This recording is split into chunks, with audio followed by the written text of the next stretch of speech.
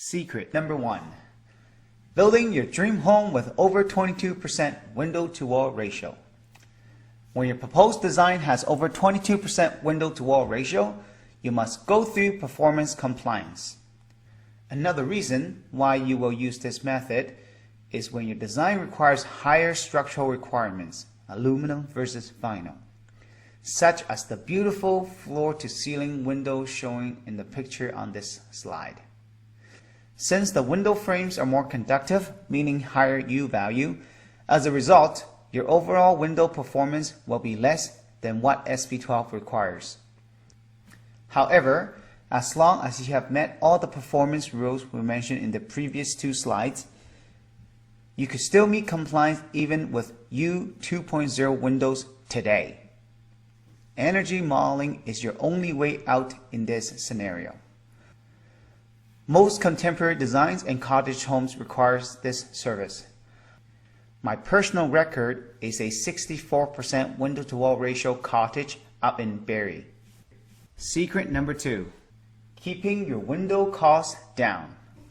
When your proposed design requires U 1.2 or equivalent windows, in general, this requirement will cost you anywhere between 15% and 35% more compared to their basic product. Most window manufacturers will say that's because they're giving you a triple pane or an upgraded double pane window. This is true under most circumstances. However, they may not realize that there is equivalency between U and ER ratings. Once you understand this, there is so much money to be saved. This piece of information applies to new, additions, and sunroom building applications. Here is what you want to note down. Table 3119, maximum U values and minimum energy ratings for windows, skylights, and sliding glass doors, states the equivalency relationship between U and ER. From the chart, you can see that U 1.6 is equivalent to ER 25. U 1.2 is equivalent to ER 34. Again, you are only required to meet either value for compliance purposes, not both. Please note, just because OBC states that they are equivalent, in reality, they are not the same in performance. Here is an example showing the ER rating of this basic double pane window achieving an ER rating of 34. Looking at the U value, it is only at 1.82. According to table 3119, this ER34 window is equivalent to a U value of 1.2, but in reality, the U is at 1.82 instead.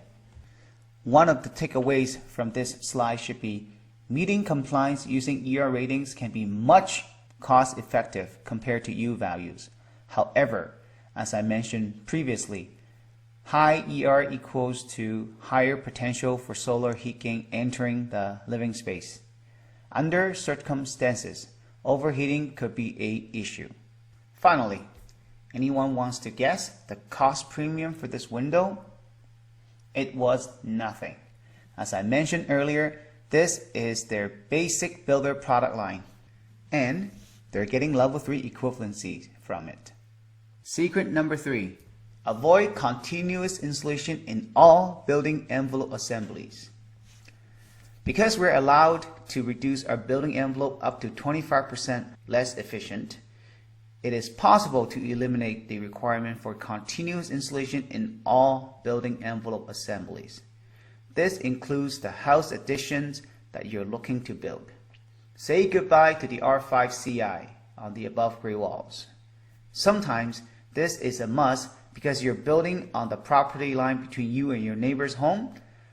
The other obvious reason to do this is cost optimization for new builds. Again, as long as you have met all the performance rules stated in section 312, this is absolutely, positively achievable. For the people who are involved in house additions, here is some good news for you. You don't necessarily need to hire an energy modeler to eliminate the R5 CI requirement through energy modeling.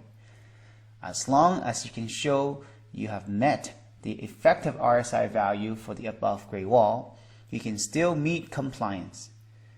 Looking at Table 31111, thermal performance requirements for additions for existing building, the wall's above grade effective RSI must be 3.58. This is how my team calculates effective RSI values. A word of caution, to perform these calculations properly, training is required. I will remind you again that you can take the Introduction to Hot 2000 Energy Modeling for OBC Part 9 SB12 Performance Compliance Training to learn how to do this like my team. The above grade wall configuration I am proposing is a staggered 2x4 wall spaced at 16-inch on center with 2x6 top and bottom plates. Please don't try to make sense of the effective RSI calculation at this moment. Just trust me that when using a 2-pound medium density spray foam within the framing cavity will get you a total effective RSI of 3.72. This confirms that the wall assembly shown on this slide is compliant to Table 31111 for the wall's above grade component. Due to our time constraints, for further clarifications, please pose your questions to the Q&A form after this session.